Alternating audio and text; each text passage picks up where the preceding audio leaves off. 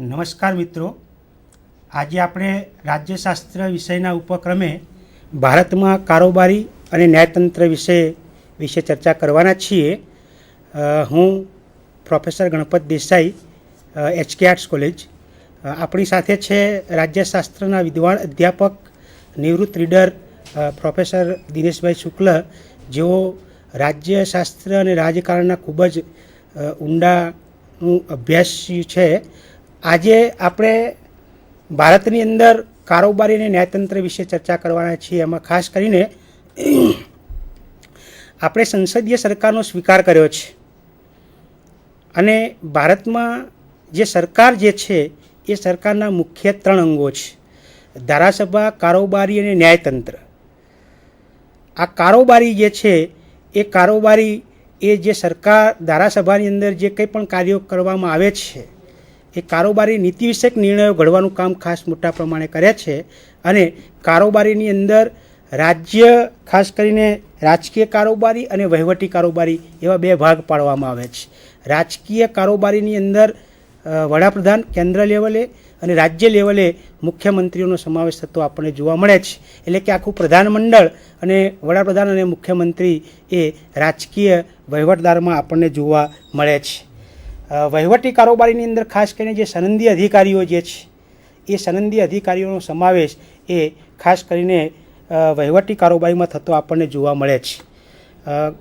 કારોબારીના અનેક પ્રકારો છે, પણ ખાસ કરીને આપણે જ્યારે ભારતના સંદર્ભમાં કારોબારીની ચર્ચા કરીએ છીએ ત્યારે નામની અને વાસ્તવિક કારોબારીની આપણે ખાસ ચર્ચા કરવી જોઈએ. કારણ કે સંસદીય સરકારની અંદર નામની કારોબારી અને વહીવટી કારોબારીનો ખાસ ઊંડાપૂર્વક અભ્યાસ થયેલો આપણને જોવા મળે છે. નામની કારોબારી કોને કહેવાય અને વાસ્તવિક કારોબારી કોને કહેવાય, તો ખાસ કરીને ભારતની અંદર અને બ્રિટનની અંદર બંધારણની તમામ સત્તાઓ રાષ્ટ્રપતિને આપવામાં આવેલી છે. તેમ છતાંય વાસ્તવિકમાં સત્તા જો કોઈ ભોગવતું હોય તો એ વડાપ્રધાન ભોગવે છે. એટલે દેશનો તમામ વહીવટ જે છે એ તમામ વહીવટ એ વડા તરીકે, એક રાજ્યના વડા તરીકે આપણને જોવા મળતો હોય છે. જ્યારે વાસ્તવિક સત્તા તરીકે જે વડાપ્રધાન છે અથવા પ્રધાનમંડળ છે અથવા રાજ્ય લેવલે મુખ્યમંત્રી અથવા તો એમનું પ્રધાનમંડળ જે હોય છે એ સત્તા ભોગવતું જોવા મળે છે. આ રીતે આપણે જોવા જઈએ તો ખાસ કરીને નામની કારોબારી અને વહીવટી કારોબારીની જે ભૂમિકા જે છે એમાં ભારતના રાષ્ટ્રપતિની ભૂમિકાનો પણ આપણે અભ્યાસ કરવો જોઈએ. આપણે કારોબારીની સાથે સાથે ખાસ કરીને ન્યાયતંત્રની પણ ચર્ચા કરવાના છીએ. કારણ કે આપણે કારોબારી વિશે તો ઘણી બધી ચર્ચા કરી ગયેલા છીએ, પણ સાંપ્રત સમયમાં ભારતની અંદર જે ન્યાયતંત્રની ભૂમિકા જે છે એના વિશે સમજવું ખૂબ જરૂરી છે. એટલે હું દિનેશભાઈને સમય આપું થોડો કે એ ન્યાયતંત્ર વિશે થોડીક ઘણી સારી એવી ચર્ચા કરે. ગણપતભાઈએ શરૂઆતમાં જે પ્રસ્તાવના મૂકી છે એમાં ઘણી બધી બાબતોનો એમણે સમાવેશ કરી લીધેલો છે. ભારતમાં એક બાજુ નામ માત્રની કારોબારી છે, બીજી બાજુ વાસ્તવિક કારોબારી છે, કેન્દ્ર કક્ષાએ અને રાજ્ય કક્ષાએ. એ પહેલાં એક સામાન્ય એક સિદ્ધાંતનો પણ આપણે ઉલ્લેખ કરવો જોઈએ. ફ્રેન્ચ ફિલોસોફર મોન્ટેસ્ક કરીને થઈ ગયા, એમણે સત્તા વિશ્લેષણનો સિદ્ધાંત આપ્યો, સેપરેશન ઓફ પાવર્સ. સરકારની જે 3 સત્તા છે, ધારાકીય સત્તા, કારોબારી સત્તા અને ન્યાયતંત્રીય સત્તા, કોઈ એક અંગમાં કેન્દ્રિત થયેલી ન હોવી જોઈએ. આ સત્તાઓ જુદા જુદા અંગોમાં વહેંચાયેલી હોવી જોઈએ. એટલા માટે એને સત્તા વિશ્લેષણનો સિદ્ધાંત કહેવામાં આવે છે. અમેરિકાનું બંધારણ લગભગ એના આધારે ઘડાયેલું છે. સૌથી પહેલું લિખિત બંધારણ જો વિશ્વનું હોય તો તે અમેરિકાનું બંધારણ છે. જેમ ગણપતભાઈએ ઉલ્લેખ કર્યો તેમ આપણે એવી પ્રમુખીય સરકારનો સ્વીકાર નથી કર્યો જેવી અમેરિકામાં છે. આપણે સંસદીય શાસન પદ્ધતિનો સ્વીકાર કર્યો છે. એ મહદઅંશે બ્રિટનનું જે મોડેલ છે એનો આપણે સ્વીકાર કર્યો છે. બ્રિટનમાં રાજા અગર રાણી હોય છે અથવા તાજ હોય છે, આપણે ત્યાં રાષ્ટ્રપ્રમુખ છે. પણ એમને જેમ સમજાયું છે આપને કે રાષ્ટ્રપ્રમુખને સત્તાઓ બધી આપવામાં આવી છે. તમે જો બંધારણ વાંચો તો બધા જ કાર્યોને, બધી સત્તાઓ રાષ્ટ્રપ્રમુખને નામે મૂકવામાં આવી છે. પણ ભારતમાં પ્રમુખીય સરકાર નથી. કારણ કે સાથે સાથે એમ પણ કહેવામાં આવ્યું છે કે ભારતના રાષ્ટ્રપ્રમુખે આ કારોબારી સત્તા અને એના જે કાર્યો છે એ વડાપ્રધાન અને પ્રધાનમંડળની મદદ અને સલાહથી કરવાના છે. જેમ કેન્દ્ર કક્ષાએ તેમ રાજ્ય કક્ષાએ. રાજ્ય કક્ષાએ રાજ્યપાલ અથવા ગવર્નર હોય છે અને મુખ્યમંત્રી અને એમનું પ્રધાનમંડળ હોય છે. આ આપણી કારોબારી આખી વ્યવસ્થા છે. સાહેબ, એક પ્રશ્ન એવો છે હા. કે બ્રિટનમાં એ નામની સત્તા તરીકે રાજા કે રાણીને આપણે જોવામાં આવે છે, હા પણ ભારતની અંદર એવી એટલી કેટલીક જોગવાઈઓ છે હા કે જેને આપણે સ્વવિવેકની સત્તાઓ કહીએ છીએ. હા આ સ્વવિવેકની સત્તાઓ દ્વારા રાષ્ટ્રપતિ એ ભારતની અંદર અથવા ભારતના બંધારણની અંદર કે વહીવટી તંત્રની અંદર દખલગીરી કરી શકે છે. હા. એ ભેદ આપણે પાળવો ખરેખર ખૂબ જરૂરી છે. ખૂબ જરૂરી એટલે સંપૂર્ણ પ્રમાણે આપણે એવું કહી શકીએ કે રાષ્ટ્રપતિ એ નામના નથી, કારણ કે અમુક પ્રકારની અસાધારણ પરિસ્થિતિ ઊભી થાય છે ત્યારે ભારતના બંધારણની અંદર જે 3 પ્રકારની કટોકટીઓની સત્તાઓ આપવામાં આવી છે એ 3 પ્રકારની કટોકટીની સત્તાઓ દરમિયાન ભારતના રાષ્ટ્રપ્રમુખ વહીવટી તંત્રમાં ચોક્કસ પ્રમાણે દખલગીરી કરે છે. દાખલા તરીકે 352ની જે કલમ જે છે એ 352ની કલમ દ્વારા લગભગ 1961, 1971 અને 1976ની અંદર ભારતની અંદર જ્યારે અસાધારણ પરિસ્થિતિ ઊભી થઈ ત્યારે રાષ્ટ્રપતિએ પોતાની દખલગીરી વ્યક્ત કરેલી આપણને જોવા મળે છે. એ પછી 356મી કલમ જે છે એ રાજ્યપાલમાં રાષ્ટ્રપતિ શાસનની બાબતમાં છે. તો મને એવું લાગે છે કે આઝાદી પછી આજ દિન સુધી લગભગ 75થી વધારે સમય સુધી 75થી વધુ વખત લગભગ રાષ્ટ્રપતિએ આ સત્તાનો ઉપયોગ કર્યો હોય એવું લાગે છે.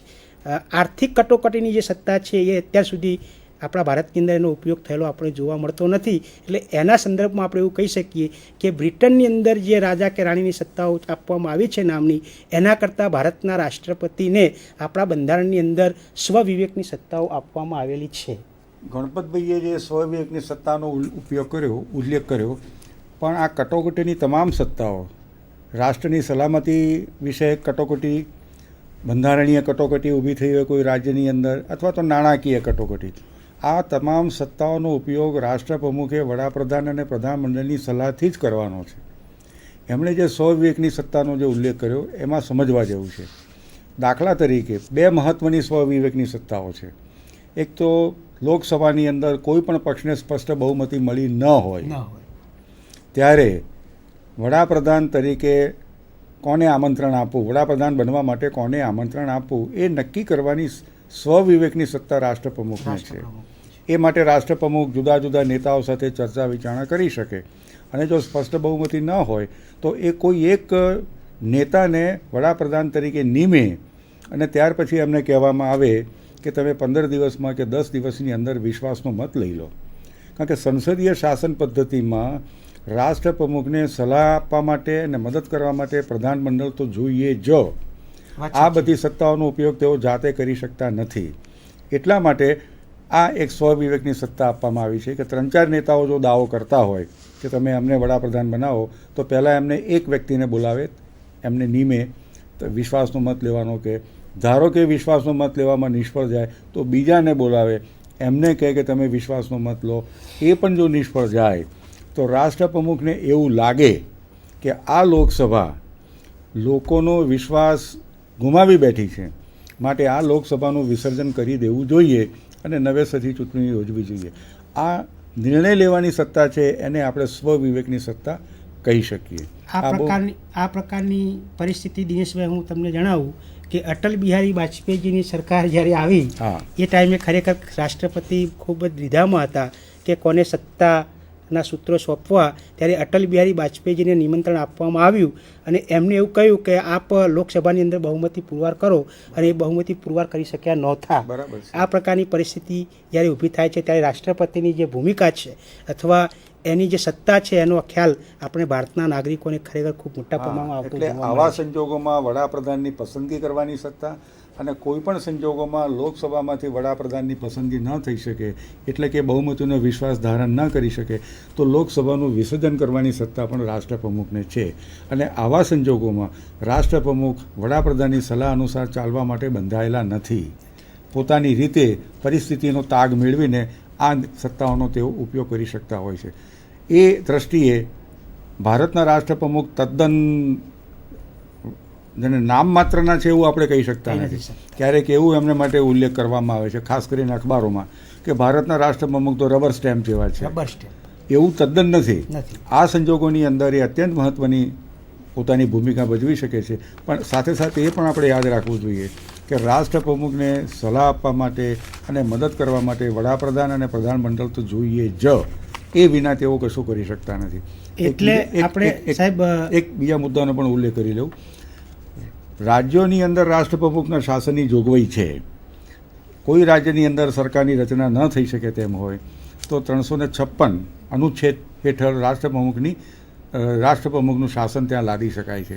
પણ કેન્દ્ર કક્ષાએ રાષ્ટ્રપ્રમુખનું શાસન લાદી શકાતું નથી. જે વડાપ્રધાન વિશ્વાસનો મત મેળવવામાં નિષ્ફળ ગયા હોય એમને એમ કહેવામાં આવે છે કે જ્યાં સુધી બીજી વ્યવસ્થા ન થાય ત્યાં સુધી તમે ચાલુ રહો. આપણે એને કેરટેકર ગવર્મેન્ટ અથવા તો કામચલો વડાપ્રધાન એવું કહીએ છીએ, પણ આપણા બંધારણમાં એવો ક્યાંય ઉલ્લેખ નથી કે તેઓ કેરટેકર ગવર્મેન્ટ છે કે caretaker prime minister. Prime minister is prime minister. અને અત્યંત મહત્ત્વના સંજોગોની અંદર જો એમને કોઈ નિર્ણય લેવાનો આવે તો પોતે કેરટેકર પ્રાઇમ મિનિસ્ટર છે માટે નિર્ણયો લેવાનું ટાળી શકે નહીં. એનો એક બહુ સુંદર દાખલા તરીકે અટલ બિહારી વાજપેયી જ્યારે વિશ્વાસનું મત મેળવવામાં નિષ્ફળ ગયા અને એમને બીજી વ્યવસ્થા ન થાય ત્યાં સુધી ચાલુ રાખવાનું કહેવામાં આવ્યું, એ વખતે પાકિસ્તાને આપણા પર હુમલો કર્યો હતો. હવે એ વખતે કારગિલ યુદ્ધ થયું હતું. એ વખતે વડાપ્રધાન હાથ જોડીને બેસી રહે? ના બેસી રહી શકે. એટલે હું મજાકમાં ઘણીવાર કહું છું કે પાકિસ્તાનના પ્રમુખ પરવેઝ મુશરફે કદાચ ભારતના બંધારણનો અભ્યાસ નહીં કર્યો હોય કે કેરટેકર એટલે કે એમને બેસી રહેવાનું નથી. કેરટેકર પ્રાઇમ મિનિસ્ટર તરીકે એમણે ભૂમિકા તો ભજવવાની જ છે. અને જ્યારે આવી મોટી એક આફત આવી હોય, જ્યારે દેશ ઉપર સલામતીનો વિશે એક મોટો ખતરો ઊભો થયો, ત્યારે એમણે ખૂબ સુંદર કામગીરી બજાવેલી હતી. એટલે કેરટેકર પ્રાઇમ મિનિસ્ટર એક વચગાળાની વ્યવસ્થા છે.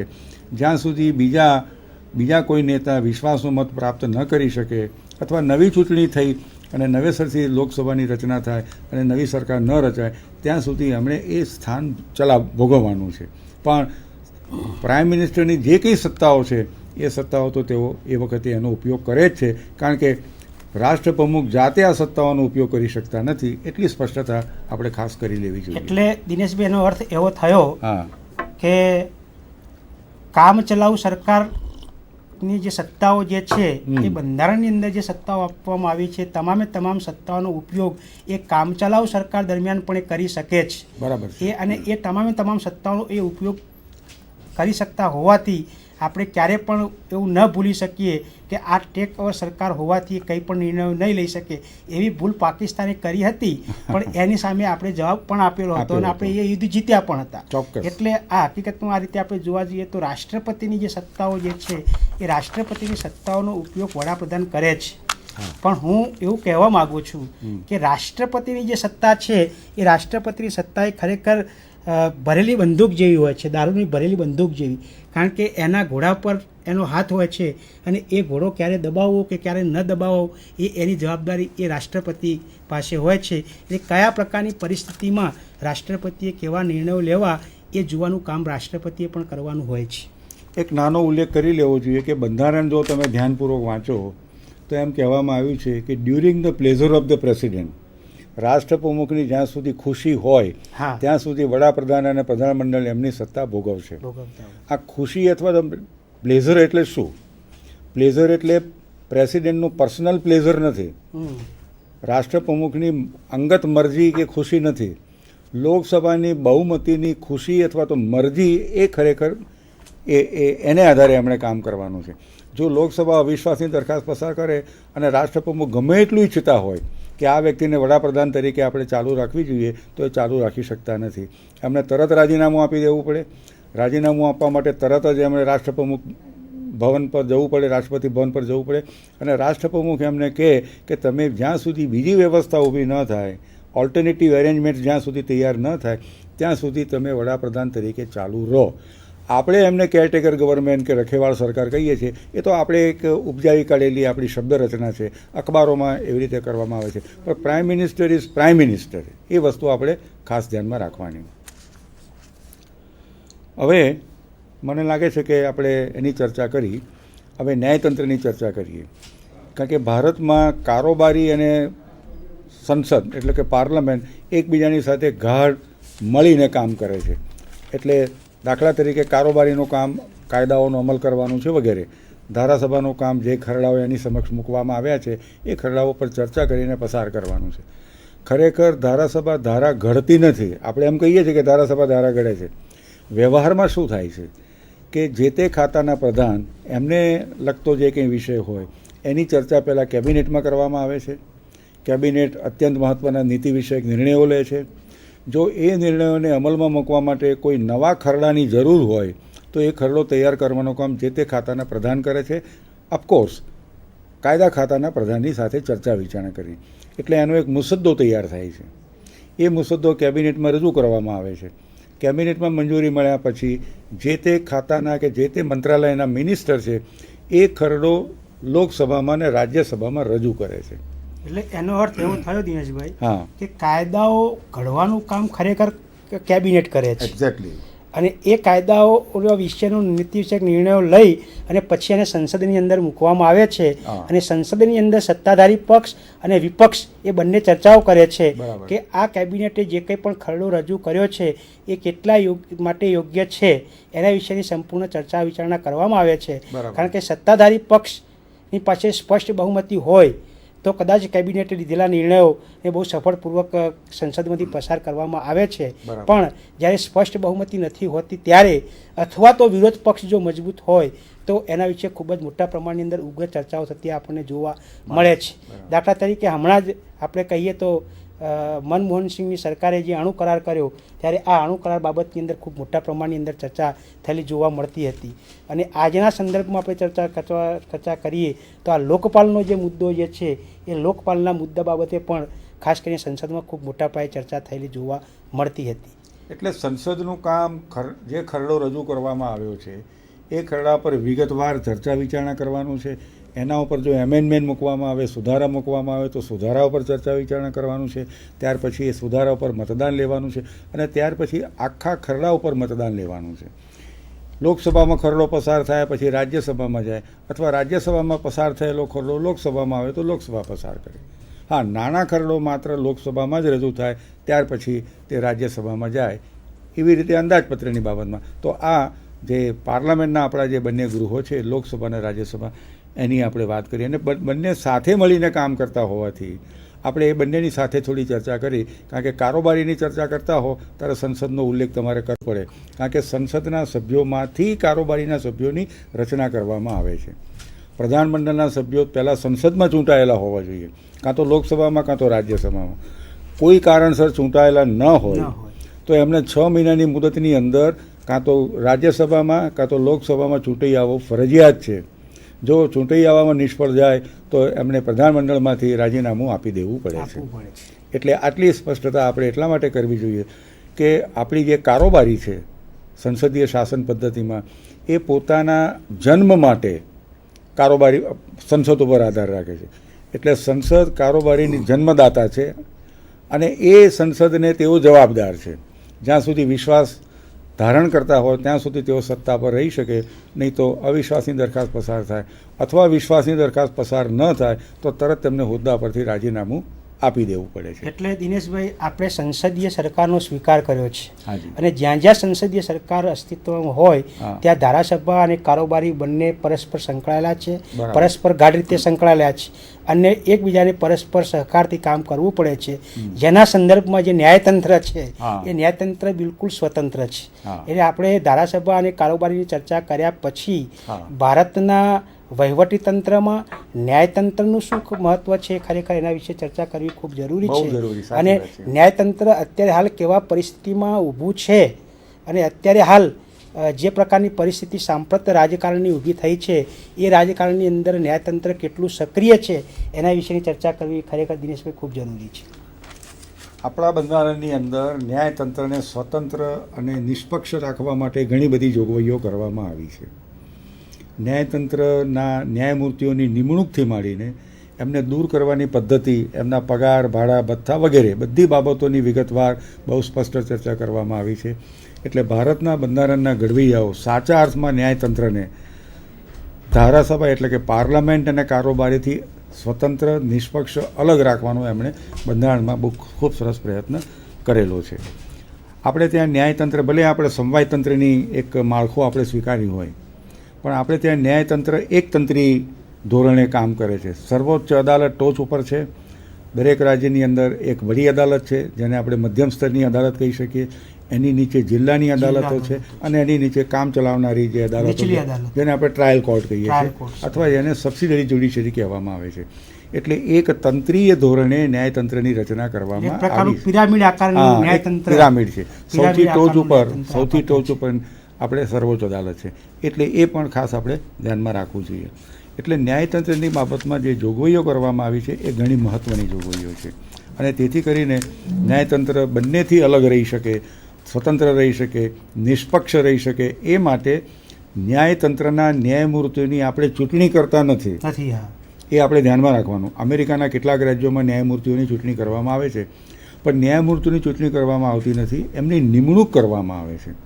અને નિમણૂક કરવાની સત્તા ઔપચારિક રીતે રાષ્ટ્રપ્રમુખની છે, પણ સર્વોચ્ચ અદાલતના એક મહત્ત્વના ચુકાદાને આધારે જ્યારે નિમણૂક કરવાનો પ્રશ્ન ઊભો થાય ત્યારે ભારતના સર્વોચ્ચ અદાલતના મુખ્ય ન્યાયમૂર્તિ બીજા 4 સિનિયર ન્યાયમૂર્તિઓ સાથે કન્સલ્ટેશન કરે છે અને એની યાદી તૈયાર કરે છે.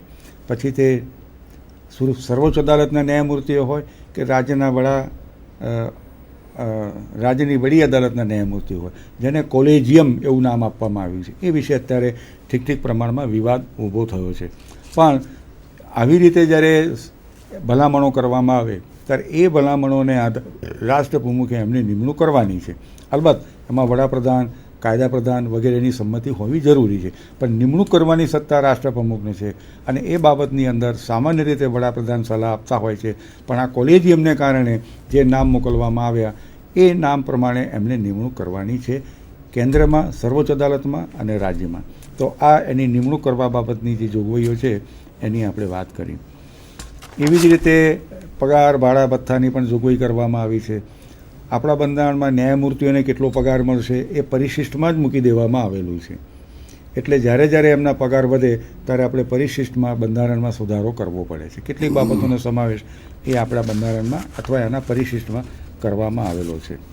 તો આ એક હવે ન્યાયતંત્રનું કામ આપણે જાણીએ છીએ કે ન્યાય આપવાનું કામ છે, ન્યાય તોડવાનું કામ છે, નાગરિકોના મૂળભૂત અધિકારોનું રક્ષણ કરવાનું કામ છે. આ બહુ મહત્ત્વનું કામ છે. ત્યાર પછી કેન્દ્ર અને રાજ્ય વચ્ચે જે કંઈ મતભેદો ઊભા થયા હોય એ મતભેદોનું નિવારણ કરવાનું પણ કામ ન્યાયતંત્રનું છે. અને આ ભારતનું જે સર્વોચ્ચ અદાલત છે એ અપીલની અંતિમ અદાલત છે. એથી આગળ બીજે ક્યાંય અપીલ થઈ શકતી નથી. જ્યારે બ્રિટિશ શાસન હેઠળ આપણે હતા ત્યારે ભારતમાં સર્વોચ્ચ અદાલત તો હતી, પણ એના ચુકાદાઓની સામે બ્રિટનની પ્રિવી કાઉન્સિલમાં અપીલ થઈ શકતી હતી. હવે એવી કોઈ પ્રિવી કાઉન્સિલ નથી. ભારતની સર્વોચ્ચ અદાલત આપેલો ચુકાદો અંતિમ અને આખરી ગણાય છે. એ દ્રષ્ટિએ એ સર્વોચ્ચ અદાલત સાચા અર્થમાં સર્વોચ્ચ અદાલત બની છે. હવે કેટલાક મહત્ત્વના જે મુદ્દાઓ ઊભા થાય છે એની આપણે આની સાથે એક ચર્ચા કરવા જેવો એક મુદ્દો એ છે કે કારોબારીના જે અમલદારો જે છે એ કારોબારીના અમલદારોને ન્યાય વિષયક કાર્યો સોંપવા જોઈએ કે નહીં, આ એક બહુ પેચીદો પ્રશ્ન છે. વિદ્યાર્થીઓ માટે ખૂબ મહત્ત્વનો છે. કારણ કે દાખલા તરીકે અત્યારે હાલ જે મામલતદારો જે છે એ મામલતદારોને આપણે એક્ઝિક્યુટિવ મેજિસ્ટ્રેટ તરીકે ઓળખીએ છીએ. તો આ કેટલા અંશે યોગ્ય ગણાય? કારણ કે કારોબાર ન્યાયતંત્રની જો આપણે સ્વતંત્ર ગણતા હોઈએ તો બ્રિટિશ શાસનની અંદર આ પ્રકારની સત્તા આપવામાં આવી હતી. તો અત્યારે હાલ સાંપ્રત સમયની અંદર આ હોદ્દો યોગ્ય છે કે કેમ એની ચર્ચા કરવી ખરેખર ખૂબ જરૂરી છે. ગણપતભાઈએ બહુ સુંદર મુદ્દો ઉપસ્થિત કર્યો છે. કારણ કે આ બ્રિટિશ શાસનનો એક જાતનો વારસો હજુ પણ આપણે ચાલુ રાખેલો છે. દાખલા તરીકે કલેક્ટરને ડિસ્ટ્રિક્ટ મેજિસ્ટેરિયલ પાવર આપવામાં આવ્યા છે. એવી રીતે મામલતદારને પણ અમુક પ્રકારના જ્યુડિશિયલ પાવર્સ આપવામાં આવે છે. આપણા રાજનીતિના માર્ગદર્શક સિદ્ધાંતમાં સ્પષ્ટ આદેશ આપવામાં આવ્યો છે કે જ્યુડિશિયલ પાવર અને executive power should be separated, બંને અલગ અલગ હોવા જોઈએ. પણ હજુ આપણે એ કરી શક્યા નથી. એટલે ખરેખર તો આ કરવા જેવું કામ છે કે કારણ કે બંનેના કામ અલગ અલગ છે. જ્યુડિશિયલ પાવર જુદી વસ્તુ છે, એક્ઝિક્યુટિવ પાવર જુદી વસ્તુ છે. એટલે એ માટે જરૂરી બંધારણમાં ફેરફાર કરીને એક્ઝિક્યુટિવ પાવર ભલે કલેક્ટર પાસે રહે કે મામલતદાર પાસે રહે, પણ જેને જ્યુડિશિયલ પાવર છે એ જ્યુડિશિયલ પાવર એ જે તે જે ન્યાયમૂર્તિઓ છે કે ન્યાયતંત્રના બીજા જે અધિકારીઓ છે, જ્યુડિશિયલ ઓફિસરો છે, એને કામ સોંપવું જોઈએ.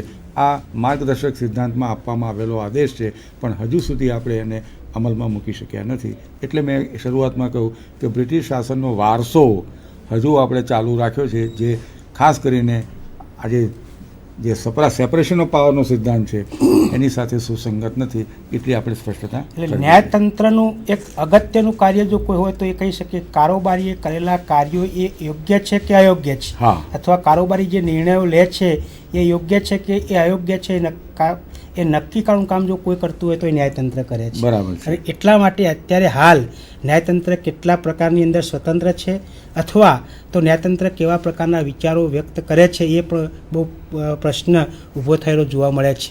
કારણ કે એવું કહેવાય છે કે કારોબારીએ ન્યાયતંત્રની અંદર દખલગીરી કરવી ન જોઈએ અને ન્યાયતંત્રે કારોબારીમાં દખલગીરી ન કરવી જોઈએ. પણ આજે સાંપ્રત રાજકારણની અંદર આ પ્રશ્નો ખૂબ મોટા ઊભા થયા છે સાહેબ.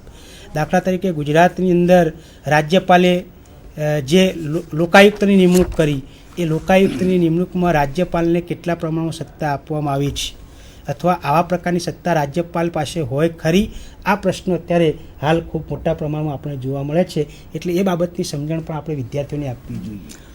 અત્યારના જે પ્રશ્નો છે એમાં અવારનવાર આવા પ્રશ્નો પહેલાં પણ ઊભા થયેલા છે. દાખલા તરીકે રાજ્યપાલની ભૂમિકા શું, રોલ ઓફ ધી ગવર્નર, એવા ભૂતકાળમાં પણ ઘણા બધા એવા પ્રશ્નો ઊભા થયા છે. એટલે આ કંઈ પહેલી જ વાર આવો પ્રશ્ન ઊભો થયો છે એવું નહીં, પણ અવારનવાર આવા બધા પ્રશ્નો ઊભા થાય છે. પણ સાથે સાથે આપણે એ પણ ઉલ્લેખ કરી લેવો જોઈએ કે ન્યાયતંત્ર પાસે જ્યુડિશિયલ રિવ્યૂનો પાવર છે. એટલે કે પાર્લામેન્ટ જે કંઈ કાયદો પસાર કરે અથવા જે કંઈ આદેશો બહાર પાડવામાં આવે, જેમ કે વટહુકમ બહાર પાડવામાં આવ્યો હોય દાખલા તરીકે, અથવા તો પાર્લામેન્ટે જે કંઈ કાયદો પસાર કર્યો હોય અથવા કારોબારીએ જે કંઈ નિર્ણયો લીધેલા હોય, એની બંધારણીયતા ચકાસવાની સત્તા એ ન્યાયતંત્ર પાસે છે. અને એને અદાલતી સમીક્ષા એવો શબ્દ આપણે એને માટે ઉપયોગમાં લાવે છે. અંગ્રેજીમાં એને જ્યુડિશિયલ રિવ્યૂ કહીએ છીએ. કારણ કે આ જે કાયદો કરવામાં આવ્યો છે અથવા તો કારોબારીનું જે કંઈ કૃત્ય છે એ બંધારણ સાથે સુસંગત છે કે કેમ, બંધારણમાં જે મહત્ત્વના મૂળભૂત સિદ્ધાંતો મૂકવામાં આવે છે એનું ભંગ તો નથી કરતું ને, એ બધી બાબતોની સમીક્ષા કરવાની સત્તા એ જ્યુડિશિયલ રિવ્યૂની સત્તા છે. અને જ્યુડિશિયલ રિવ્યૂ બહુ મહત્ત્વની સત્તા ન્યાયતંત્રને આપવામાં આવેલી છે. એક બહુ મહત્ત્વનો ચુકાદો આપણા બંધારણમાં, જેણે આખા બંધારણને નવેસરથી જોવાની આપણને કદાચ ફરજ પાડી હોય એવું લાગે છે, તે છે 1971ની અંદર કેશવાનંદ ભારતી જજમેન્ટ. અત્યાર સુધી અનેક પ્રકારના બંધારણમાં જાત જાતના સુધારા થતા હતા. પહેલાં ગોલકનાથ કેસ પણ થઈ ગયો, ઘણા બધા કેસીસ થતા હતા. હવે 1971ની અંદર ઘણા બધા કેસો ભેગા થયા અને કેશવાનંદ ભારતી ચુકાદા તરીકે એમાં એ બધી બાબતોની કેટલીક સ્પષ્ટતાઓ કરવામાં આવી છે. આ ચુકાદામાં સર્વોચ્ચ અદાલતે પહેલી જ વાર એમ કહ્યું કે ભારતના બંધારણનું એક મૂળભૂત માળખું છે, basic structure of the constitution, અથવા ભારતના બંધારણના કેટલાક અનિવાર્ય લક્ષણો છે, essential features of the Indian constitution. આ સ્પષ્ટતા એણે પહેલી વાર કરી. અને એમણે એમ પણ કહ્યું કે ભારતના બંધારણમાં ફેરફાર કરવાની સત્તા છે, power to amend the constitution, પાર્લામેન્ટને આર્ટિકલ 368 હેઠળ આ સત્તા આપવામાં આવી છે. પણ પાવર ટુ એમેન્ડને નામે પાવર ટુ ડિસ્ટ્રોય ન કરી શકાય. બંધારણનું આખું માળખું તૂટી પડે અથવા બંધારણના કોઈ અનિવાર્ય લક્ષણ સાવ ખલાસ થઈ જાય, નાશ પામે, એ રીતે તમે સુધારો કરી શકતા નથી. Power to amend yes, but not in the name of power to amend, power to destroy the constitution. આ પહેલી વાર જેને બેઝિક સ્ટ્રક્ચરનો થિયરી કહેવામાં આવે છે એ સર્વોચ્ચ અદાલતે સ્પષ્ટ કરી. અને એની અંદર એણે બહુ સ્પષ્ટ રીતે કહ્યું કે પાવર ઓફ જ્યુડિશિયલ રિવ્યૂ, અદાલતી સમીક્ષાની જે સત્તા છે એ બંધારણના મૂળભૂત માળખાનો ભાગ છે. એનો અર્થ એ પણ થયો કે પાર્લામેન્ટ બંધારણમાં સુધારો કરીને પણ, 2/3 બહુમતીથી સુધારો કરીને પણ અદાલતની આ સત્તા છીનવી શકે નહીં અથવા અદાલતની આ સત્તા પર કાપ મૂકી શકે નહીં. આ સ્પષ્ટતા એ થઈ. ત્યાર પછી ઘણી બધી ચર્ચાઓ થઈ. એક વખતે તરત જ એવું કહેવામાં પણ આવ્યું, સર્વોચ્ચ અદાલતમાં એક સ્પેશિયલ રિવિઝન એપ્લિકેશન દાખલ કરવામાં આવી કે મહેરબાની કરીને બેઝિક સ્ટ્રક્ચરમાં શું શું આવે અથવા અનિવાર્ય લક્ષણોમાં કયા કયા લક્ષણોનો સમાવેશ થાય અથવા ન થાય એની તમે સ્પષ્ટતા કરો. સર્વોચ્ચ અદાલતે સ્પષ્ટ જવાબ આપ્યો કે જ્યારે જ્યારે અમારી પાસે ચોક્કસ કિસ્સાઓ આવશે, કેસીસ આવશે, એ વખતે અમે એની સ્પષ્ટતા કરતા જઈશું. અત્યારથી અમે એની કોઈ સ્પષ્ટતા કરવા માગતા નથી. ત્યાર પછી ઘણા બધા એવા જે કેસીસ થયા એ કેસીસની અંદર 3-4 બાબતો પર સર્વોચ્ચ અદાલતે ખાસ ભાર મૂક્યો છે. દાખલા તરીકે મેં કહ્યું તેમ પાવર ઓફ જ્યુડિશિયલ રિવ્યૂ, ત્યાર પછી ડેમોક્રેસી એન્ડ સેક્યુલરિઝમ, લોકશાહી અને ધર્મનિરપેક્ષતા, જેને આપણે બિન સાંપ્રદાયિકતા કહીએ છીએ, એ ભારતના બંધારણનો મૂળભૂત માળખાનો ભાગ છે. ત્યાર પછી ફંડામેન્ટલ રાઇટ્સ, દાખલા તરીકે પહેલાં 3 મહત્ત્વના જે ફંડામેન્ટલ રાઇટ્સ છે, right to equality, right to freedom, આ બધા જે અધિકારો છે એ અધિકારો પણ ભારતના બંધારણના મૂળભૂત માળખાના ભાગરૂપે છે. એણે એમ પણ જણાવ્યું કે ફંડામેન્ટલ રાઇટ્સ અને ડાયરેક્ટિવ પ્રિન્સિપલ્સ જે રાજનીતિના માર્ગદર્શક સિદ્ધાંતો છે એની વચ્ચે કોઈ કોન્ફ્લિક્ટનો સંબંધ નથી, કોઈ સંઘર્ષનો સંબંધ નથી. જ્યારે આપણે એની ચર્ચા કરતા હોઈએ ત્યારે એમની વચ્ચે સંવાદી સંબંધો છે એ વસ્તુ આપણે ધ્યાનમાં રાખવાની છે. એટલે આટલા કેટલાક મહત્ત્વના મુદ્દાઓ એમણે સ્પષ્ટ કર્યા છે. એટલે જ્યારે આવા કિસ્સાઓ આવે છે ત્યારે તેઓ સ્પષ્ટતા કરે છે કે ભારતના બંધારણના મૂળભૂત માળખાનો ભાગ છે અથવા નથી. જો ભારતના બંધારણના મૂળભૂત માળખાનો ભાગ હોય અને કાયદો અથવા કોઈ બંધારણીય સુધારો જો એનો ભંગ કરતો હોય તો સર્વોચ્ચ અદાલત એને ગેરબંધારણીય અને વ્યર્થ, null and unconstitutional and null and void, ગેરબંધારણીય અને વ્યર્થ જાહેર કરી શકે છે. આવા ઘણા કિસ્સાઓ આપણે ત્યાં અત્યાર સુધીમાં બન્યા છે. દિનેશભાઈ, અત્યારે હાલ આપણા ભારતના રાજકારણમાં એક બહુ મહત્ત્વનો પ્રશ્ન ઉપસ્થિત થયો છે. અન્ના હજારે દ્વારા જે લોકપાલ બિલ લાવવાની એમને જે વાત કરી અને એ લોકપાલ બિલની અંદર ન્યાયતંત્રની સ્વતંત્રતા ના વિશે ખૂબ મોટા પ્રશ્નો ઊભા થયેલા આપણને જોવા મળે છે. બંધારણ સર્વોપરી કે ન્યાયતંત્ર સર્વોપરી? કારણ કે બંધારણ એ રાજ્યનો મૂળભૂત કાયદો છે અને અસ્તિત્વ ધરાવતી સરકારોએ આ બંધારણીય નિયમો પ્રમાણે શાસન ચલાવવાનું હોય છે. ન્યાયતંત્રને આપણે એક અલગ સ્વતંત્રતા બક્ષી છે, નિષ્પક્ષ ગણ્યું છે. તો આ લોકપાલના મુદ્દાઓની બાબતમાં ખૂબ મોટા પ્રશ્નો અત્યારે હાલ આ ન્યાયતંત્રની બાબતમાં ખૂબ મોટા પ્રશ્નો ઊભા થયા છે કે લોકપાલની અંદર આ ન્યાયતંત્રને આવરી લેવું કે ન આવરી લેવું એના માટે વિદ્યાર્થીઓને સમજણ મળે એ ખૂબ જરૂરી છે. તમે ગણપતભાઈ 2 મુદ્દા અત્યંત મહત્ત્વના મુદ્દા ઊભા કર્યા છે. પહેલો મુદ્દો કે ભારતમાં સર્વોપરી કોણ? હા, સંસદ સર્વોપરી, કારણ કે આપણા જે ભૂતપૂર્વ સ્પીકર હતા, હવે તો દાખલા તરીકે સોમનાથ ચેટર્જી, એ તો અવારનવાર કહેતા હતા કે ભારતની સંસદ એટલે કે લોકસભા એ સર્વોપરી છે, કારણ કે લોકો દ્વારા સીધી ચૂંટાયેલી છે. જ્યારે ન્યાયતંત્ર લોકો દ્વારા ચૂંટાયેલું નથી, એ તો એપોઇન્ટેડ છે. એટલે સર્વોપરી જો કોઈ હોય જેમાં આપણે સામાન્ય લોકોનું ઈચ્છાઓનું પ્રતિબિંબ જો ક્યાંય પડતું હોય તો તે લોકસભામાં પડે છે, માટે લોકસભા સર્વોપરી છે. પણ આપણે સાથે એ પણ યાદ રાખવું જોઈએ કે ભારતની જે લોકસભા હોય, રાજ્યસભા હોય, રાષ્ટ્રપ્રમુખ હોય, આ બધા બંધારણ દ્વારા રચવામાં આવેલી સંસ્થાઓ છે. એટલે જો કોઈ સર્વોપરી હોય તો તે ભારતનું બંધારણ સર્વોપરી છે. હવે બંધારણમાં શું છે શું નથી એનું અર્થઘટન કરવાની સત્તા પછી ન્યાયતંત્રની છે અને ન્યાયતંત્રે આપેલા ચુકાદા એ બધાએ સ્વીકારવાના છે. સિવાય કે તમે એમાં રિવિઝન એપ્લિકેશન કરો અથવા ભવિષ્યમાં ન્યાયતંત્ર પોતે પોતાના આપેલા ચુકાદાને બદલે તો જુદી વાત છે. એટલે આમ જોવા જેવો તો સેપરેશન ઓફ પાવર્સ છે, બંનેની સત્તાઓ અલગ અલગ છે, પણ ત્રણેય અંગોએ ધારાસભા કારોબારી એક બાજુ અને ન્યાયતંત્ર બીજી બાજુ એમણે બંધારણે નક્કી કરેલી લક્ષ્મણ રેખાઓમાં રહીને કામ કરવાનું છે. આ આદર્શની વાત છે. જેમ ગણપતભાઈએ કહ્યું, વ્યવહારમાં અનેક પ્રશ્નો ઊભા થાય છે અને એવા ઘણા પ્રશ્નો ખાસ કરીને છેલ્લા 3-4 વર્ષની અંદર આપણે ત્યાં ઊભા થયા છે. દાખલા તરીકે અનામત પ્રથામાં ક્રિમી લેયર ક્યાં સુધી હોવું જોઈએ, ક્યાં સુધી ન હોવું જોઈએ, અથવા અનામત પ્રથામાં ક્રિમી લેયર હોવું જોઈએ કે ન હોવું જોઈએ, આવો પ્રશ્ન સર્વોચ્ચ અદાલત પાસે આવ્યો હતો. તો સર્વોચ્ચ અદાલત અથવા તો ન્યાયતંત્ર એ વિશે નીતિ વિષયક નિર્ણયો લઈ શકે. એ નીતિ વિષયક નિર્ણય હોવાને કારણે એ કામ પાર્લામેન્ટ એટલે કારોબારીનું છે.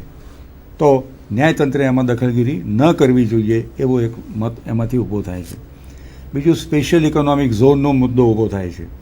તો સ્પેશિયલ ઇકોનોમિક ઝોન એ કેન્દ્ર સરકારની અને રાજ્ય સરકારોની ઇકોનોમિક જે પોલિસીસ છે એનો એક ભાગ છે. હા, એ વિશે સ્પેશિયલ ઇકોનોમિક ઝોન ઈચ્છનીય છે કે અનિચ્છનીય છે એ ન્યાયતંત્ર નક્કી કરી શકે કે ન કરી શકે, આ મુદ્દો પણ એમાં ઊભો થાય છે. હવે ઇકોનોમિક પોલિસી હોવાને કારણે, સરકારનો નીતિ વિષયક નિર્ણય હોવાના કારણે સામાન્ય રીતે ન્યાયતંત્રે એમાં દખલગીરી ન કરવી જોઈએ. પણ અગત્યની વસ્તુ એ છે કે સ્પેશિયલ ઇકોનોમિક ઝોનની સ્થાપના કરવાથી ત્યાં આવેલી જે જમીનો છે, એના જે ખેડૂતો છે અને બીજા સામાન્ય નાગરિકો છે, એના હક્કોનું ઉલ્લંઘન તો નથી થતું ને, એ અમને ખાસ જોવું જોઈએ. અત્યારે હાલ ગુજરાતની અંદર આ બહુ મોટો પ્રશ્ન ઊભો થયેલો છે, કારણ કે આ છેજના કારણે જે કંઈ પ્રશ્નો ઊભા થયા છે અને ઉદ્યોગો સ્થાપવા માટે જે કંઈ પણ આપણે આર્થિક નવી યોજના ઊભી કરી એના કારણે ગુજરાતના અનેક ક્ષેત્રોની અંદર ખૂબ મોટા પ્રકારના આંદોલન થયેલા જોવા મળે કે મહુવા, તો આ મહુવાની અંદર પણ આ પ્રશ્નો ઊભો થયા છે. એટલા માટે ન્યાયતંત્રએ અંદર દખલગીરીનો પ્રશ્ન ઊભો થયો છે. હકીકતમાં આ કામ એ કારોબારીએ કરવાનું છે, તો કારોબારીએ આ કામ કેટલું યોગ્ય છે કે અયોગ્ય છે એ કામ કરવાનું નક્કી કરવાનું કામ જો કોઈનું હોય તો ન્યાયતંત્રનું છે.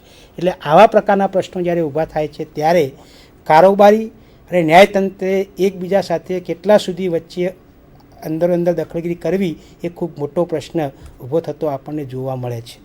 તમારી વાત સાચી છે, પણ મુખ્ય બેઝિક સવાલ એ છે કે સરકારની જુદા જુદા પ્રકારની આર્થિક નીતિઓને કારણે સામાન્ય નાગરિકોના જે અધિકારો છે એનો ભંગ તો થતો નથી ને.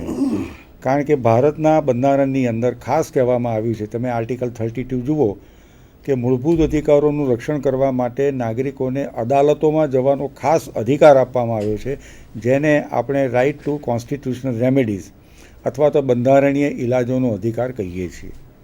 એટલે કોઈ પણ ભારતનો નાગરિક, અદનામાં અદનો નાગરિક, કાં તો હાઈકોર્ટમાં કાં તો સુપ્રીમ કોર્ટમાં જઈને પોતાના હક્કોનું રક્ષણ પ્રાપ્ત કરી શકે છે. એટલે આર્થિક નીતિઓ હોય કે અનામતને લગતી નીતિ હોય કે કોઈ પણ પ્રકારની નીતિ હોય, નીતિ વિષયક નિર્ણયો લેવાની જવાબદારી કેબિનેટની અને એને મંજૂરી આપવાનું કામ પાર્લામેન્ટનું, એમાં કોઈ બેમત નથી. પણ સાથે સાથે એને કારણે નાગરિકોના હક્કોનું જો હનન થતું હોય તો એ અંગે તમે અદાલતમાં ચોક્કસ જઈ શકો અને અદાલત એ માટે ચોક્કસ કેટલી ગાઈડલાઈન આપી શકે. એમાં એની દખલગીરી છે એવું ના કહી શકાય, કારણ કે બંધારણે આપેલું ન્યાયતંત્રનું આ કામ છે. નહીં તો સામાન્ય નાગરિકો જાય ક્યાં, એ પ્રશ્ન પણ આપણે ખાસ ધરીને ધ્યાનમાં રાખવો જોઈએ. તો આ બધા જે મુદ્દાઓ ઊભા થઈ રહ્યા છે એ મુદ્દાઓ બહુ મહત્ત્વના છે. પણ દિનેશભાઈ, મહત્ત્વનો પ્રશ્ન એ છે કે ન્યાયતંત્રએ જે કામગીરી ખરેખર કરવાની છે, અને ન્યાયતંત્રને આપણે જો નિષ્પક્ષ અથવા સ્વતંત્ર ગણતા હોઈએ, અને ન્યાયતંત્ર એવું કહે છે કે કારોબારીએ અંદર દખલગીરી ન કરવી જોઈએ, પણ ન્યાયતંત્રએ જે કામગીરી કરવાનું છે ન્યાયતંત્ર અત્યારે હાલ કામગીરી કરી શકતું નથી. બરાબર. કારણ કે આવા પ્રશ્નો આપણા ત્યાં ખૂબ મોટા પ્રમાણમાં જોવા મળે છે. કારણ કે આજે મોટાભાગના ન્યાયાધીશોની નિમણૂકોનો પ્રશ્ન છે. બરાબર છે. આ પ્રશ્ન ખરેખર ખૂબ પેચીદો છે. અનેક પ્રકારના ચુકાદાઓનો ભરાવો પણ આપણા ત્યાં ખૂબ મોટા પ્રમાણમાં થયેલો જોવા મળે છે. દાખલા તરીકે અલ્હાબાદની હાઈકોર્ટની અંદર ખૂબ મોટો ભરાવો થયો છે. તો જો ન્યાયતંત્ર પોતે સ્વતંત્ર હોય તો આ બાબતમાં ન્યાયતંત્ર કેમ નિર્ણય નથી લેતો, આ મોટો પ્રશ્ન એ આપણા ભારતીય રાજકારણની અંદર અને ભારતીય વહીવટીતંત્રમાં ઊભો થયેલો જોવા મળે છે. એના વિશે ચર્ચા કરવી ખરેખર ખૂબ જરૂરી છે. તમારી વાત બિલકુલ સાચી છે ગણપતભાઈ, કારણ કે ન્યાયતંત્રને સ્વતંત્ર, નિષ્પક્ષ અને તટસ્થ આપણે રાખ્યું છે અને એ બહુ જરૂરી છે. કોઈ પણ સાચી લોકશાહીનું અત્યંત મહત્ત્વનું જો કોઈ એક લક્ષણ હોય તો ન્યાયતંત્રની સ્વતંત્રતા, નિષ્પક્ષતા વગેરે છે. પણ ન્યાયતંત્રના પોતાના કેટલાક મહત્ત્વના પ્રશ્નો છે, જેમાં તમે ઉલ્લેખ કર્યો કે આપણા કેટલા બધા વડી અદાલત, નીચલી અદાલતોની વાત હમણાં થોડી વાર બાજુએ મૂકીએ, પણ એ એટલી જ મહત્ત્વની છે.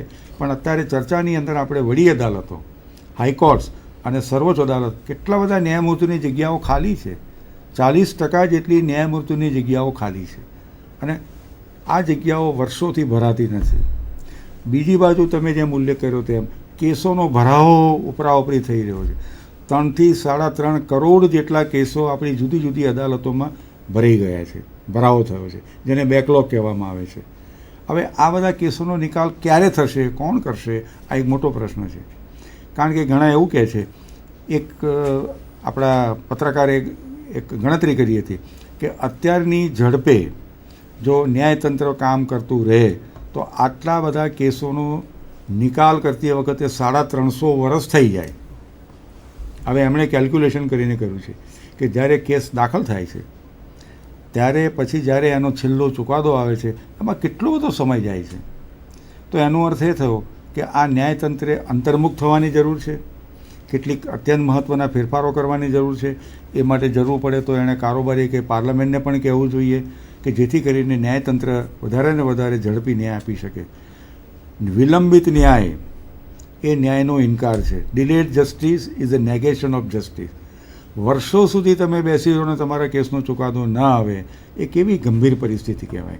એટલે એ દિશાની અંદર ન્યાયતંત્રે પોતે પણ પોતાની રીતે વિચાર કરવાની જરૂર છે. બીજું, ન્યાયતંત્રની અંદર કરપ્શનના પણ હવે આક્ષેપો થવા લાગ્યા છે. 3-4 કિસ્સાઓ જે બહાર આવ્યા છે એમાં ઠીક પ્રમાણમાં ભ્રષ્ટાચારના કિસ્સાઓ બહાર આવ્યા છે. તદ્દન ભ્રષ્ટાચાર તમે ન કહી શકો, પણ અમુક પ્રકારની ગેરરીતિનો કિસ્સો તાજેતરમાં જે બહાર આવ્યો અને સૌમિત્ર સેન એની સામે મહાભિયોગ ચલાવવામાં આવ્યો. રાજ્યસભામાં મહાભિયોગ અંગેની દરખાસ્ત વિશાળ બહુમતીથી પસાર થઈ. જ્યારે એની ચર્ચા હવે લોકસભામાં થવાની હતી ત્યારે એમણે રાજીનામું આપી દીધું અને એ રાજીનામું સ્વીકારી લેવામાં આવ્યું.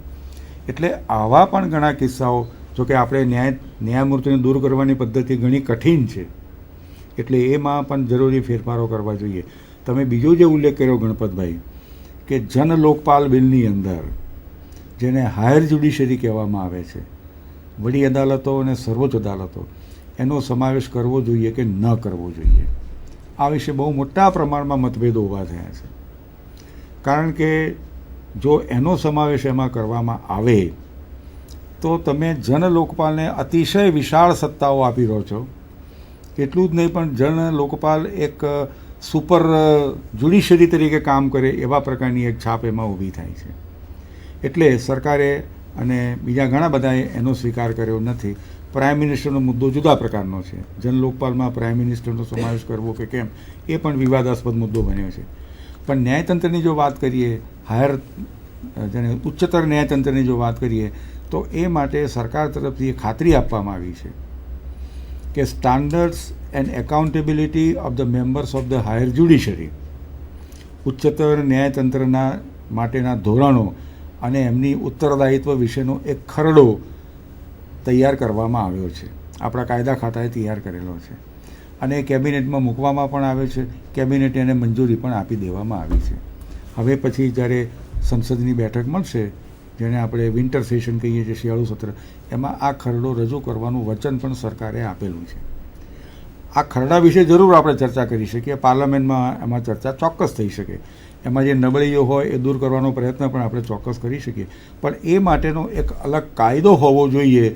જનલોકપાલની અંદર અતિશય કામના બોજા હેઠળ લદાયેલા જનલોકપાલની અંદર એનો સમાવેશ ન કરવો જોઈએ એવું મને પોતાને લાગે છે. અલબત્ત અત્યારે લોકપાલ, જનલોકપાલ, અરુણા રોયનો ખરડો, જયપ્રકાશ નારાયણ લોકસત્તા, આ બધાના ખરડાઓ અત્યારે સ્ટેન્ડિંગ કમિટીમાં ગયેલા છે. પણ મોટા ભાગે ઉચ્ચતર ન્યાયતંત્રનો સમાવેશ નહીં કરવો જોઈએ એવું બાકીના 3 ખરડાઓમાં છે. એક જન લોકપાલ ખરડામાં નથી. પણ તેમ છતાં એ વાટાઘાટો દ્વારા એનો ઉકેલ થઈ શકે તેમ છે. તો મુખ્ય મુદ્દો એ છે કે જન લોકપાલ બિલની અંદર અથવા તો લોકપાલના બિલની અંદર જે કંઈ ખરડો તૈયાર થઈને આવે એમાં ન્યાયતંત્રના, જે ઉચ્ચતર ન્યાયતંત્રના જે ન્યાયમૂર્તિઓ છે એનો સમાવેશ ન કરવો જોઈએ. એ માટે અલગ એક જુદો કાયદો હોવો જોઈએ. એ કાયદો ખરેખર મજબૂત હોવો જોઈએ કે જેથી કરીને ન્યાયમૂર્તિઓ ચોક્કસ ધોરણોનું પાલન કરે, ધોરણોને આધારે એમનું બિહેવિયર નક્કી થાય, એ ધોરણોને આધારે તેઓ પોતાના ન્યાયતંત્રીય ચુકાદાઓ આપે અને એમની ઉત્તરદાયિત્વ રહેવું જોઈએ. આજે ન્યાયતંત્રના ઉત્તરદાયિત્વનો પ્રશ્ન ઘણો મોટો છે. ક્યારેક એવો પ્રશ્ન પણ પૂછવામાં આવે છે કે દાખલા તરીકે કારોબારી તો પાર્લામેન્ટને જવાબદાર છે, જ્યાં સુધી વિશ્વાસ હોય ત્યાં સુધી તેઓ સત્તા પર રહી શકે. પાર્લામેન્ટના સભ્યો ઓછામાં ઓછા દર 5 વર્ષે લોકોને જવાબદાર છે, જ્યારે ચૂંટણી આવે ત્યારે લોકો પાસે જવું પડે છે વગેરે. પણ ન્યાયતંત્ર કોને જવાબદાર? એકાઉન્ટેબિલિટી ઓફ ધ જ્યુડિશરી કોને જવાબદાર? બ્રોડલી તમે એમ કહી શકો કે તે બંધારણને જવાબદાર. પણ વ્યવહારમાં એમનું જે ઉત્તરદાયિત્વ છે એને વ્યવહારમાં ચરિતાર્થ કરવા માટેના ચોક્કસ ધારાધોરણો હોવા જોઈએ, ચોક્કસ કાયદા કાનૂન હોવા જોઈએ. એ કામ લાગે છે કે આ જે ખરડો તૈયાર કરવામાં આવ્યો છે એમાં કરવામાં આવશે. જોઈએ એ ખરડો કેવા પ્રકારનો છે, એના પર જ્યારે ચર્ચા થશે ત્યારે ઘણી બધી વિગતો એમાં બહાર આવશે. પણ ન્યાયતંત્રને કોઈના નેજા હેઠળ મૂકવો એ મારી દૃષ્ટિએ યોગ્ય નથી. એ માટે તમે કોઈ એક જુદી વ્યવસ્થા ઊભી કરી શકો. વર્ષો પહેલાં નેશનલ જ્યુડિશિયલ કાઉન્સિલની અથવા નેશનલ જ્યુડિશિયલ કમિશનની રચના કરવાની ભલામણ થયેલી હતી, જે નિમણૂકોની પણ વાત કરે, ટ્રાન્સફરની પણ વાત કરે, એમની સામે જે કંઈ ફરિયાદો થઈ હોય ગેરરીતિની કે ભ્રષ્ટાચારની એની પણ તેઓ તપાસ કરી શકે એવા પ્રકારનું નેશનલ જ્યુડિશિયલ કમિશન એની રચનાની પણ ભલામણ થયેલી હતી, પણ હજુ સુધી એ ભલામણનો સ્વીકાર થયો નથી. એટલે ન્યાયતંત્રને જુદી રીતે તમારે એની સાથે વ્યવહાર કરવો પડે, કારણ કે એનું એક વિશિષ્ટ પ્રકારનું સ્થાન છે. બંધારણનું અર્થઘટન કરવાનું સૌથી મહત્ત્વનું કામ ભારતનું ન્યાયતંત્ર કરે છે. નાગરિકોના અધિકારોનું રક્ષણ કરવાનું કામ ભારતનું ન્યાયતંત્ર કરે છે. એટલે એની પવિત્રતા જળવાય એ અત્યંત જરૂરી છે. તો સાથે સાથે ન્યાયતંત્રમાં જે પ્રશ્નોનો ભરાવો થયો છે એનો ઉકેલ પણ ન્યાયતંત્રે લાવવો જોઈએ, અને એ માટે જરૂર પડે તો કારોબારી કે પાર્લામેન્ટના જે સભ્યો છે એની સાથે પણ એમણે ચર્ચા વિચારણા કરવી જોઈએ. આપણે સાચા અર્થમાં જો લોકશાહી દેશ બનવા માગતા હોઈએ તો ન્યાયતંત્રની ગરિમા જળવાય, કારણ કે ન્યાયતંત્રને ઠીક ઠીક પાવર્સ આપવામાં આવ્યા છે. ન્યાયતંત્રની તમે ગમે તેમ ટીકા કરી શકતા નથી, તમે એના ચુકાદાઓ પર અમુક પ્રકારનું હેતુનું આરોપણ કરીને એની ટીકા કરી શકતા નથી. એટલે એને કન્ટેમ્પ્ટ ઓફ ધ કોર્ટ કહેવામાં આવે છે, અને જે અદાલતનો તિરસ્કાર કરે એને સજા કરવાની જોગવાઈ પણ આ કન્ટેમ્પ્ટ ઓફ ધ કોર્ટના કાયદામાં કરવામાં આવેલી છે. એટલે ન્યાયતંત્ર સાથે ગમે તેવો વ્યવહાર ન થઈ શકે, એટલા માટે પણ એની પવિત્રતા ખૂબ જરૂરી છે, અને એ માટેના પાવર્સ પણ ન્યાયતંત્રને આપવામાં આવેલા છે. તો એકંદરે ભારતના ન્યાયતંત્રે ઘણી સારી કામગીરી બજાવી છે એટલું આપણે ચોક્કસ કહી શકીએ. કેટલીક નબળાઈઓ હોય, વિલંબ થતો હોય, કેસોનો ભરાવો થતો હોય, ન્યાયમૂર્તિની નિમણૂક ન થતી હોય, એ બધાના ઉપાયો આપણે યોજવા જોઈએ. પણ આજે ભારતનો અદનામાં અદનો નાગરિક એને અંતિમ પ્રકાશ ન્યાયતંત્રમાં દેખાય છે. એટલે ન્યાયતંત્રની જે પવિત્રતા છે એને આપણે આ રીતે ખાસ ધ્યાનમાં રાખવી જોઈએ. આજે એક બહુ મહત્ત્વનો પ્રશ્ન ન્યાયતંત્ર માટે ઊભો થયો છે કે ન્યાયતંત્ર જે ચુકાદાઓ આપે છે એ ન્યાયતંત્ર જે ચુકાદાઓ આપે છે એને લોકો દ્વારા કે કારોબારી દ્વારા માન્ય રાખવામાં આવે છે અથવા નથી આવતા. દાખલા તરીકે અત્યારે હાલ અફઝલ ગુરુને જે ફાંસીની સજા આપવામાં આવી અને ચુકાદો આપી દીધો પણ ખરો, પણ આ પ્રશ્ન જે છે એ અત્યારે ભારતીય રાજકારણની અંદર ખૂબ જ પેચીદો થયો છે, અને લોકો દ્વારા અથવા અમુક સંગઠનો દ્વારા એનો ખૂબ મોટા પ્રમાણે વિરોધ કરવામાં આવી રહ્યો છે. તો ન્યાયતંત્ર એ છેવટનો નિર્ણય આપે છે, અને ન્યાયતંત્ર જે નિર્ણયો આપે છે એને આપણે માન્ય રાખવું કે કેમ એ પણ ખરેખર ખૂબ મોટો પ્રશ્ન ઊભો થયેલો. તમે આ જે મુદ્દો ઉપસ્થિત કર્યો છે કે આ ન્યાયતંત્રે પોતાનું બધું કામ પૂરું કરી દીધું છે, સર્વોચ્ચ અદાલતે પણ કામ પૂરું કરી દીધું છે, પણ ભારતના રાષ્ટ્રપ્રમુખને માફી આપવાની સત્તા, જેને દયાની અરજી કહેવામાં આવે છે, એ દયાની અરજીને આધારે એને માફ કરવો કે એને ફાંસી લટકાવી દેવો એનો અંતિમ નિર્ણય લેવાની સત્તા રાષ્ટ્રપ્રમુખને છે. અને રાષ્ટ્રપ્રમુખ જ્યારે આ નિર્ણય લે ત્યારે એનો અમલ કરવાનું કામ કારોબારીએ કરવાનું છે. એટલે એ કક્ષાએ ઠીક ઠીક પ્રમાણમાં વિલંબ થયો છે, અને એમાં ન્યાયતંત્રની કોઈ જવાબદારી નથી. ન્યાયતંત્રે સંપૂર્ણપણે આખી પ્રોસેસમાંથી નીચલી કોર્ટ, હાઈકોર્ટ, સુપ્રીમ કોર્ટ એ બધાએ એની ફાંસીની સજાને અથવા એના જેવા બીજા કેદીઓની ફાંસીની સજાને કન્ફર્મ કરી છે. પણ દયાની અરજી રાષ્ટ્રપ્રમુખ પાસે કરવામાં આવે ત્યારે એ દયાની અરજી રાષ્ટ્રના વડા તરીકે એમનો નિકાલ કરવાનો હોય છે. અગેઇન અહીંયા પણ રાષ્ટ્રપ્રમુખ પોતાની મુનસફી પ્રમાણે નિર્ણય કરી શકતા નથી. કારોબારી તરફથી આપણે જે કંઈ સલાહ આપવામાં આવે એ સલાહ અનુસાર તેઓ ચાલવા માટે બંધાયેલા છે. એટલે અહીંયા પાછું આપણે ત્યાં જે રાષ્ટ્રપ્રમુખની સત્તા આપવામાં આવી છે અને ફરીથી આપણે યાદ કરવાની કે એ સત્તાનો કે કાર્યોનો ઉપયોગ વડાપ્રધાન, પ્રધાનમંડળ વગેરેની સલાહથી જ એમણે કરવાનો છે. એટલે એનો અર્થ એવો થયો દિનેશભાઈ હા કે ન્યાયતંત્ર એ નિર્ણયો આપી દે છે, અને નિર્ણયો આપ્યા પછી એનું અર્થઘટન એ કારોબારીએ કરવાનું હોય છે, એનો અમલ કારોબારીએ કરાવવાનો હોય છે, અને એ અમલ કારોબારીએ કરાવવો કે ન કરાવવો એ જોવાની જવાબદારી એ ખરેખર જે અસ્તિત્વ ધરાવતી જે સરકાર હોય છે, એટલે કે જે સાંપ્રત સરકાર હોય છે એ સરકાર માટે ખૂબ મહત્ત્વની હોય છે.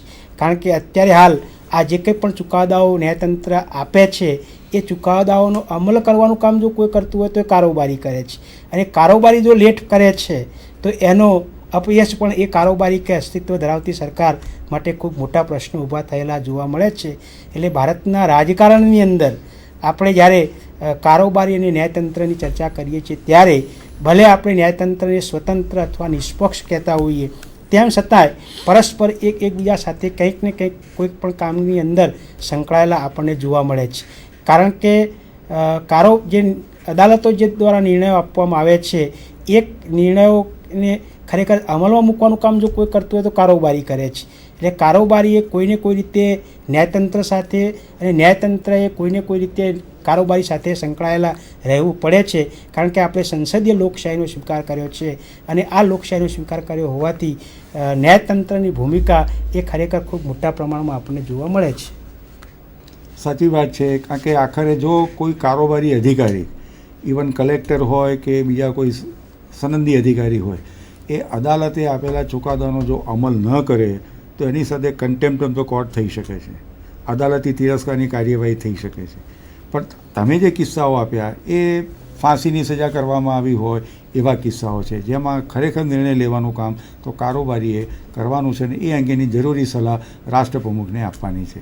એટલે ફાંસીની સજા, એમાં ઘટાડો કરવો, માફ કરવું વગેરે બાબતો એ રાષ્ટ્રપ્રમુખની પાસે જાય છે. છેવટે એ રાષ્ટ્રના વડા હોવાને કારણે, એટલે એ બાબતને આ બાબત સાથે આપણે જરા જુદી કરવી જોઈએ. તો મને લાગે છે કે આજે ભારતના સંદર્ભની અંદર એક બાજુ પાર્લામેન્ટ અને કારોબારી, કારણ કે એકબીજાની સાથે ગાઢ રીતે સંકળાયેલા છે, અને બીજી બાજુ આપણું જે ત્રીજું મહત્ત્વનું અંગ છે ન્યાયતંત્ર, એના સંબંધો, અને એ સંબંધોમાં જે પ્રકારના જુદા જુદા પ્રશ્નો ઊભા થઈ રહ્યા છે એની આપણે ચર્ચા કરી. મને લાગે છે કે આપને એમાં ખરેખર આનંદ આવ્યો હશે, ઘણું બધું જાણવાનું મળ્યું હશે. આપ સૌનો આભાર.